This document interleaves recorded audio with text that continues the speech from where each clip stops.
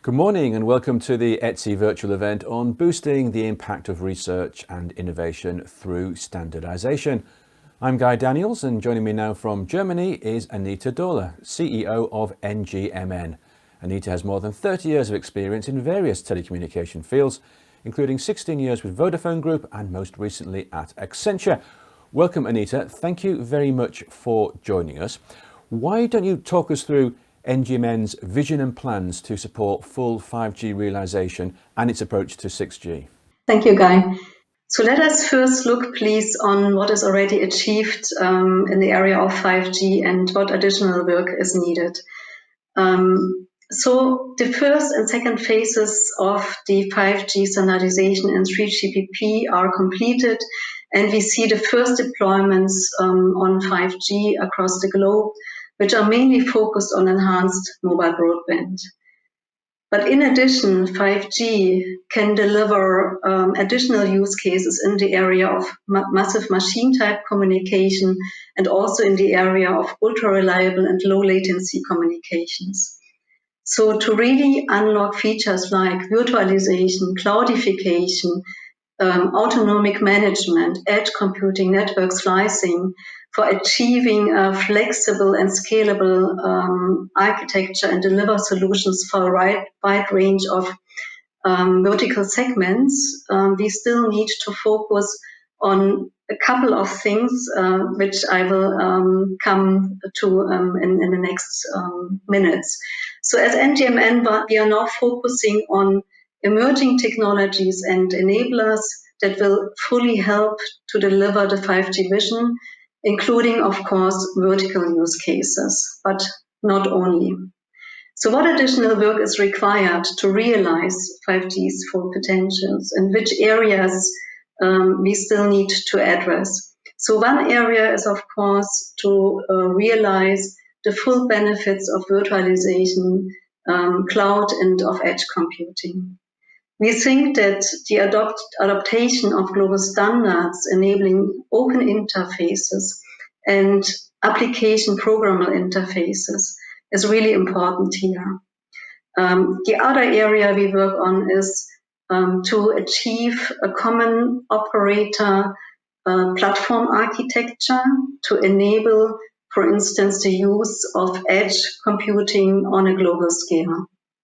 Another extremely important area is the increased engagement between operators and verticals for meaningful and beneficial partnerships for both sides to enable new business models. So here we also start activities, and I will explain it a bit in more detail later. And last but absolutely not least, there is an increased focus necessary to significantly improve energy efficiency, sustainability, social well-being, trust, and digital inclusion. So this is one of our focus areas in NGMN as well. So what are our plans for 5G? So our work program, which is comprising all of our partners from the industry and from academia, is focused on 5G and beyond 5G and its ecosystem. So in sync with the recommendations we already delivered with the 5G White Paper 2 published in summer, we started and we have a few activities ongoing. I picked up here 3 of those activities, but of course we have much more ongoing in our program. One is the new project we just recently kicked off about green future networks. This project will actually look on 4 different areas.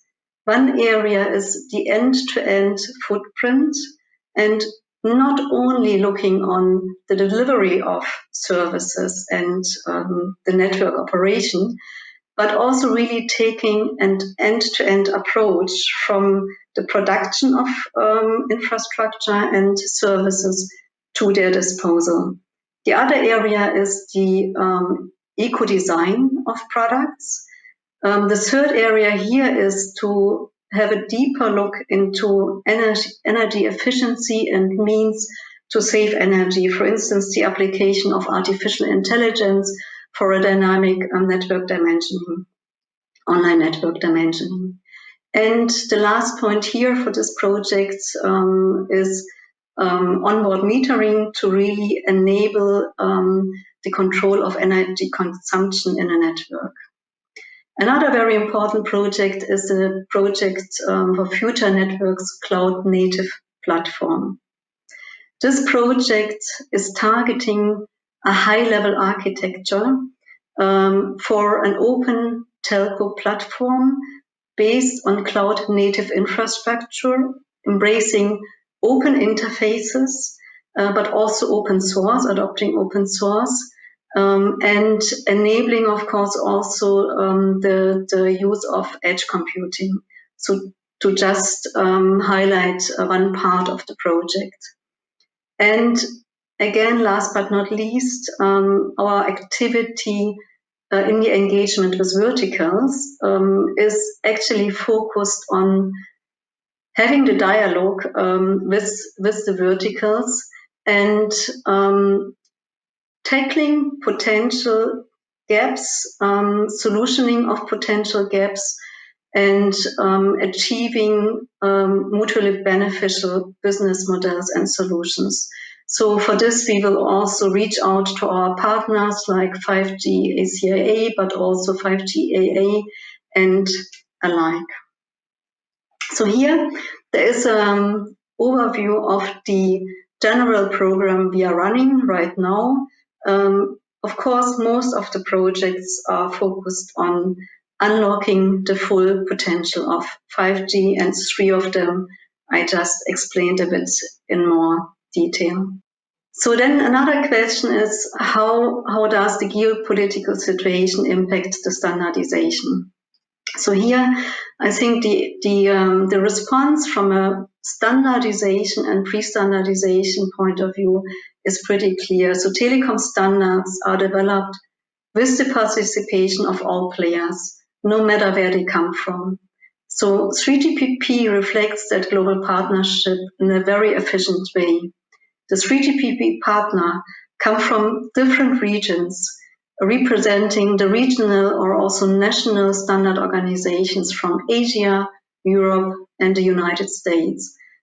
And they will make sure that there is no difference in network interoperability. As NGMN, we support those efforts with our published recommendations and requirements, and our partner also take those recommendations to 3GPP. I can also say that from what I see in NGMN, NGMN partners coming from different regions are working on our publications in a very trustful cooperation. And all NGMN documents must be approved by working groups and the NGMN board in consensus. So this is just a snapshot of our current global partnership in NGMN. We have almost 80 partners from the operator side, from the industry side, and from academia, and they also represent all different regions. So now the question is, how is the approach to 6G? So why is it correct to start research on 6G now? So as we know, a generation typically needs 8 to 10 years from the first design, standardization, developments, commercial availability, and deployments. We are getting faster and faster, of course. Network user, they expect the possibility to differentiate. But at the same time, they also expect reasonable costs, return of investment, to which standards and interoperability, economies of scale heavily contribute, and this takes time. In our opinion as NGMN, it is also extremely important to avoid yet another 6G technology hype. 6G will need to deliver additional value over and above of what is already possible to be delivered with 5G. In our opinion, it is extremely important in this phase now to include the user needs, societal needs, and also, of course, operational requirements. So how do we approach as NGMN 6G? So we started recently a new project focusing on 6G's vision and drivers. We start with understanding the real drivers for next generation. And for this, we will reach out to different organizations on global scale. Those organizations should represent our global society, but also user groups. Whilst our focus is still on 5G, we started a project on 6G in parallel because we believe it's important to start the work now. And there's absolutely no doubt that as NGMN, we are determined to continue to provide impactful guidance for the next generation networks, as NGMN has done this already for LTE and 5G as well.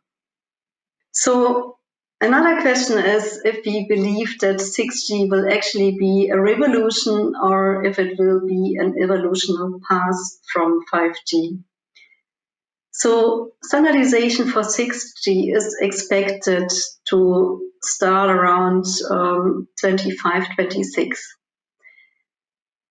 As mentioned, we now started our work on the 6G drivers and division. When the time is due, an analysis will be performed what actually can be delivered already also with 5G. As we know, 5G was anyway developed and standardized in a very flexible way. And we will check if an evolution is sufficient or if it really demands a so-called revolution. Maybe it will be a combination of both. Another extremely important factor, of course, is any technological breakthrough.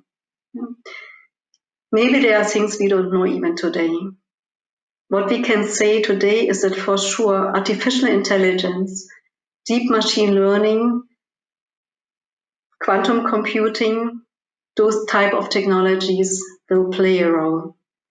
And last but not least, spectrum efficiency is another key factor here. As we are now in this event addressing specifically the research, I also want to tackle the role of academia and research institutions as we see it. So what type of role does research in academia play? An extremely important role, of course. NGMN by purpose, and you have seen us in the structure of our membership, of our partnership, we include research institutions and academia. At the moment, we have 18 of such partners spanning across all of over geographical regions. So just recently now in November, as part of our NGMN forum, we had one session completely focused on 6G, where we facilitated the exchange between academia, industry, operators, and we will continue to facilitate this exchange because only by having this open dialogue, we can get out the best value for our users, for the network users, and for the ecosystem in total. In general, I believe that we will need to react agile on inputs and new developments from all different areas we just mentioned. And on top of that, add the operator view with operational aspects. Thank you very much. Thank you, Anita, for that presentation. Very interesting indeed. And we'll see you again later today for our panel discussion. Well, over the next 2 days, we have a full agenda of presentations, discussions and interviews. Details and timings are on the website. And if you miss anything, don't worry, it will all be available to watch later on demand. Plus, we'll be taking your questions during a live Q&A session at the end of each day, and you can submit your questions now. No need to wait for the programme to begin. Stay with us for our next session, an interview with Colin Wilcock, 5G-IA Board Chairman, discussing future 6G research in Europe and the role of the 5G-IA. Goodbye for now.